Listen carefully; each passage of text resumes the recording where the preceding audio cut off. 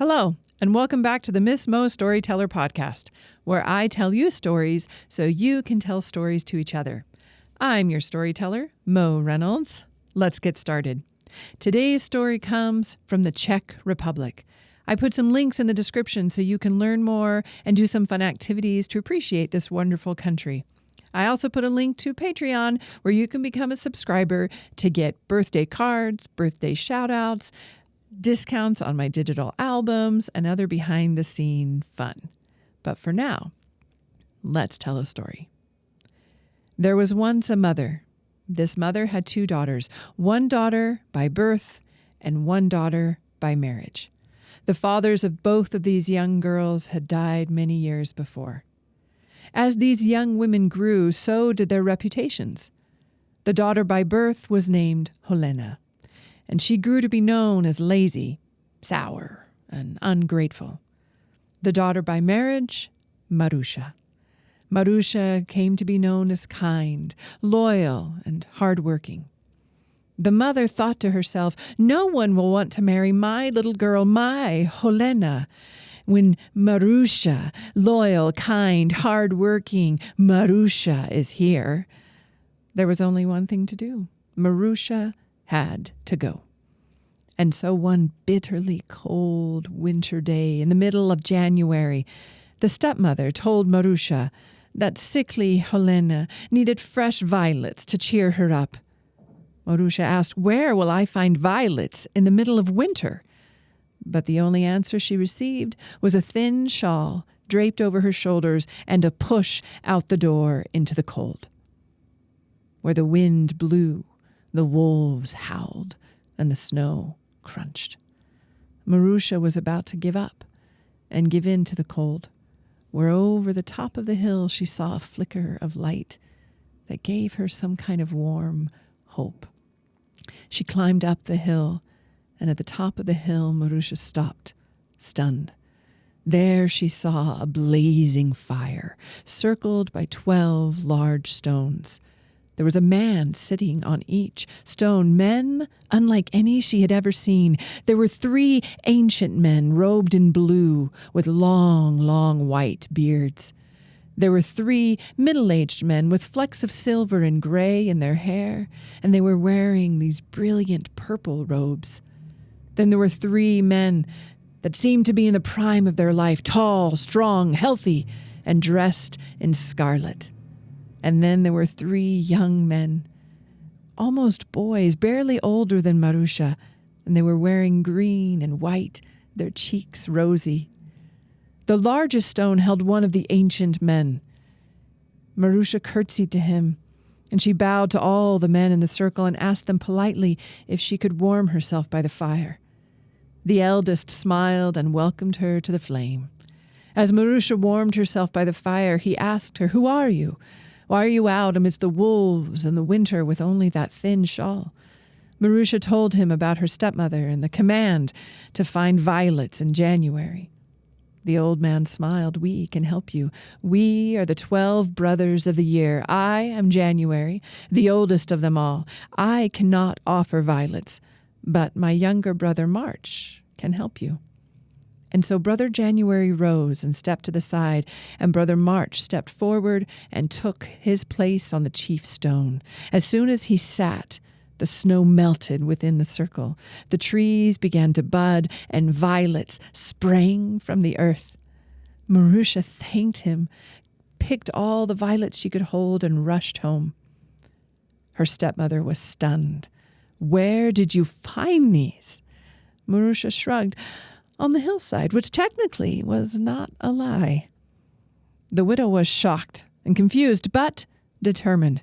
A few days later, she told Marusha that Helena was craving strawberries. And so out into the cold Marusha went, where the wind blew, the wolves howled, and the snow crunched. Marusha returned to the 12 brothers and kindly requested strawberries. Once again, Brother January rose and gave his seat to one of the younger brothers. Brother June, in fine health and scarlet robes, took the chief seat. Glorious summer came. Bees were buzzing around the sprouting, sprawling strawberry plants, heavy with red, ripe berries. Brother June smiled at Marusha and told her to take as many as she wanted. She said thank you and filled her arms with the delicious berries. She returned home to Helena, who gobbled every berry without a single thank you. Her stepmother asked Marusha, "Where did you find these strawberries?" Marusha shrugged again. "Under the trees," which technically was not a lie. A few days later, suddenly, Helena had a hankering for apples, and out into the cold went Marusha again, where the wind blew, the wolves howled, and the snow crunched. When Marusha returned to the 12 brothers and politely asked for apples, Brother January stood and offered his seat to Brother September. When Brother September sat on the chief stone, autumn burst forth. The trees were covered in orange, yellows, and reds. A nearby tree was instantly covered with beautiful apples. Marusha politely thanked Brother September, and all of them gathered the apples and rushed home, where Helena ate every single one without a single thank you or an offer to share. It was clear that the widow was very bad at getting rid of Marusha. Helena didn't care much if Marusha was there or not, but she had a sneaking suspicion that Marusha was hiding something. She thought that somewhere out there in the winter was a stash of berries and apples and who knew what other kinds of delicious treasures. And so she begged her mother to let her go out into the winter and find Marusha's hidden stash. But the mother didn't want her little Helena to get sick or too cold. But Helena was determined, and she pounded her selfish feet, and she pounded her little lazy hands, until finally her mother agreed, and out into the cold went Helena, where the wind blew, the wolves howled, and the snow crunched. Helena was lazy and selfish, but she was not stupid. She had listened to Marusha's little hints, and she had an idea of where to go. Sure enough, she saw that flicker of light just over the hill. She followed it and there saw the blazing fire and the 12 brothers. Without saying anything to any of them, not even a curtsy or a nod, she charged towards the fire and began to warm her hands. Brother January asked Helena who she was, what she was doing, if there was anything they could help her with. And she whirled on him, her eyes rolling in her head. "Listen, old man. I'm here to find a stash of strawberries and apples and whatever else my stepsister has hidden. If you know where those things are, then tell me. If you don't, stay out of my way." And then Helena began to search and stomp around the circle, shoving the brothers this way and that, looking for the berries and the apples. Now, Brother January had a bit of a temper. He was furious. He roared. And when he roared, so did the wind.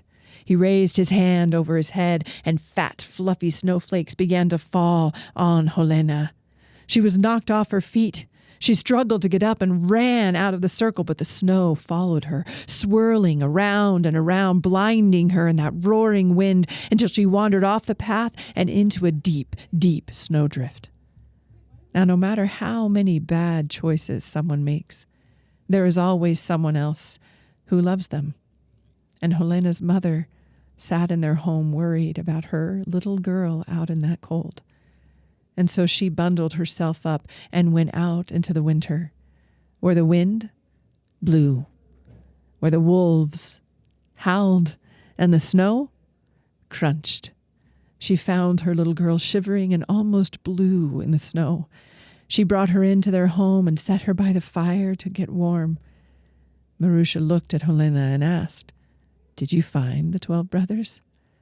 Helena nodded yes, with tears in her eyes. And Marusha looked deeply into those eyes and asked, "Will you be more grateful for them now?" And Helena nodded again. Helena and her mother did learn to be more grateful, not just for the 12 brothers, but for the gift of having a young woman like Marusha living in their home. Eventually, Marusha left that home.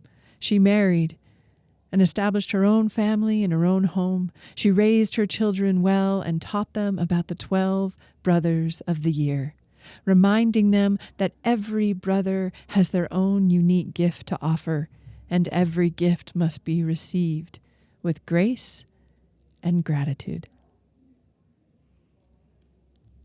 Every season is different. And sometimes we're in the middle of winter and we can't wait for spring. And sometimes we're in the middle of spring and we can't wait for summer, and so on and so on and so on.